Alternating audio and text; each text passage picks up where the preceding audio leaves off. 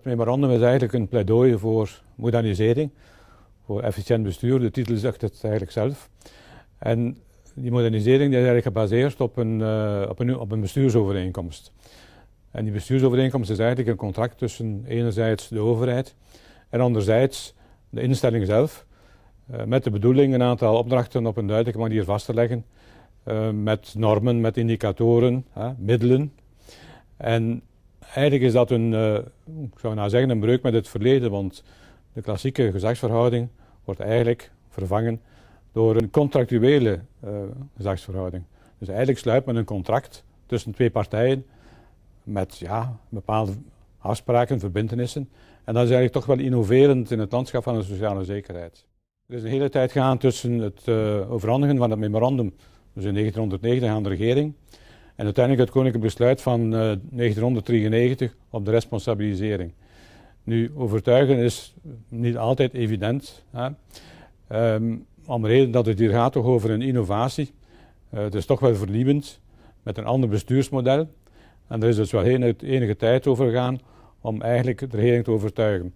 Nu, juist die gezagsverhouding die gewijzigd is iets nieuws, vraagt dus vertrouwen en uiteraard ook tijd om dit te kunnen tot stand brengen.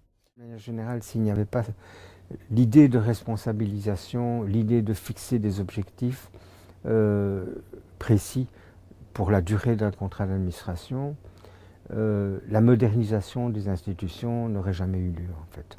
Donc c'est une approche qui permet dans le cadre de la maîtrise d'un certain budget, de réaliser une modernisation qui est évidente en ce qui concerne l'informatisation par exemple. Donc une institution sans informatique meurt. Donc il fallait en quelque sorte pouvoir concrétiser la modernisation par l'informatisation. Il fallait donc aussi rendre crédibles les nouvelles procédures qui découlent de l'informatisation.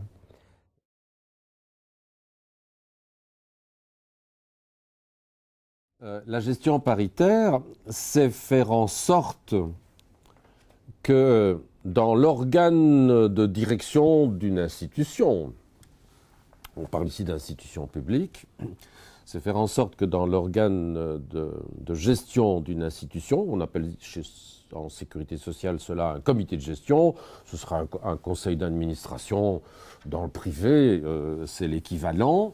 Il y a donc un comité de gestion qui gère l'institution avec un certain nombre de pouvoirs qui sont assez étendus, comme les nominations dans toute l'institution, les promotions, sauf la nomination de l'administrateur général et de l'administrateur général adjoint. C'est donc des pouvoirs extrêmement importants. Mais donc siègent dans ce comité de gestion des représentants de ceux pour qui l'institution travaille. Sociale partners, sociaal paritair beheer is een heel sterke notie in het beheer van sociale zekerheid in België. Is ook een van de kenmerken daarvan. Zij zijn beheerder in onze beheerscomité's. En wij hebben van bij het begin van deze reflectie, die voor onze reflectie was onder administrateurs-generaal, wegen gezocht om hen daar intensiever bij te betrekken. Et donc il y a dès le départ, depuis l'origine de ces institutions, il y a dès le départ une attention inévitable à ce qu'on appelle la clientèle ou en tous les cas ceux pour qui on est amené à siéger dans cette institution. Automatiquement, il y a ce souci d'être efficace, de gérer les dossiers rapidement, de les gérer convenablement, dans de bons délais, avec des garanties, des recours possibles, etc., etc.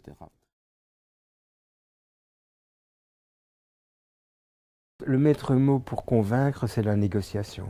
Et donc c'est de faire accepter dans la négociation la valeur ajoutée qui peut résulter de l'adoption d'un contrat d'administration. Et donc, effectivement, un certain nombre de fonctionnaires étaient réticents parce que c'était un mode de fonctionnement tout à fait révolutionnaire pour eux, mais je dois dire que d'une manière générale, le concept a été accepté. Donc on a mis du temps à faire, par exemple, accepter l'idée d'une image de l'administration qu'on défend. Donc cette image permet aux gens de concrétiser ce qu'ils veulent faire et donc de comprendre pourquoi un certain nombre de missions qui leur sont confiées de manière réglementaire nécessitent une amélioration du service.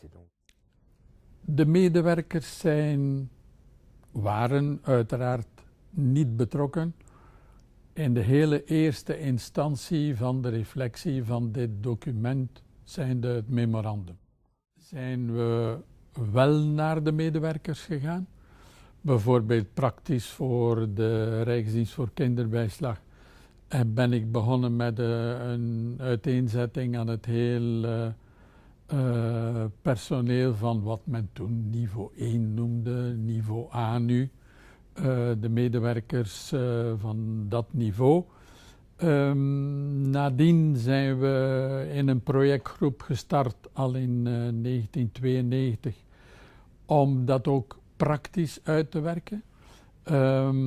Dat was bijvoorbeeld de onderste groep was een taakgroep genoemd om werkelijk op te schrijven wat zijn nu de juiste taken die wij doen om die doelstellingen te realiseren.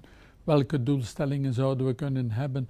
Wat kunnen we meten en wat kunnen we al aanreiken? Wat moeten we ontwikkelen? Wel, dat is met hen gebeurd in bijvoorbeeld concreet een taakgroep. Is er naar hen geluisterd, hebben zij dat mee bepaald? Hebben wij nadien mee de ambitie bepaald om de voortgang naar verbetering van diensten te kunnen bepalen en invullen. Het is misschien het moment om de mensen die zo'n verandering, zo'n mutatie meegemaakt hebben, mee vormgegeven hebben, maar nadien mee ingevuld hebben, om die een eretribuut te brengen voor zo'n groot en diepgaande hervorming te hebben gerealiseerd. Moi, je trouve que ce qui est un acquis essentiel et qui le reste sans doute, c'est que nous ne sommes plus, en tant qu'institution publique de sécurité sociale, nous ne sommes plus sous les ordres du gouvernement, encore que c'était à nuancer très fortement. Nous sommes en gestion paritaire, ne l'oublions jamais. Donc nous n'étions jamais sous les ordres directement du gouvernement, mais cette gestion paritaire dépendait quand même très étroitement du gouvernement lorsqu'elle avait quelque chose à demander, surtout d'un point de vue budgétaire. Ce qui est nouveau, c'est que nous sommes tout doucement un partenaire. On doit discuter avec nous dans la négociation du contrat. La négociation du contrat, c'est se mettre d'accord sur quelles sont les missions de l'institution par rapport à sa législation. Il y a une loi il y a des lois, il y a des arrêtés, il y a un programme gouvernemental, etc. On doit se mettre d'accord sur quelles sont les missions importantes qui sont attendues de la part de l'institution, avec quels moyens elle va le faire, comment, dans quel délai, avec quelles ressources, enfin, etc. On doit se mettre d'accord là-dessus. Et ça donc, ça entraîne nécessairement un vrai dialogue. Je crois qu'il faut bien faire l'équilibre entre la responsabilité du management et la responsabilité politique. Donc il faut quelque part accepter que dans la responsabilisation des parastataux, et donc dans la responsabilité que l'on donne aux fonctionnaires qui dirigent ces parastataux, une certaine distance par rapport au monde politique ou aux politiques. Donc la gestion quotidienne d'un parastatal ne doit pas dépendre d'un politique. Donc c'est le rôle de l'administrateur général et de ses collaborateurs d'assurer cette mission. Ça ne veut pas dire qu'il ne faut pas rendre compte de ce qu'on fait. Donc il est nécessaire d'avoir cette indépendance, entre guillemets, mais aussi d'accepter que ce qui a été réalisé est évalué et que là, dans la réalisation, le politique a évidemment son rôle à jouer.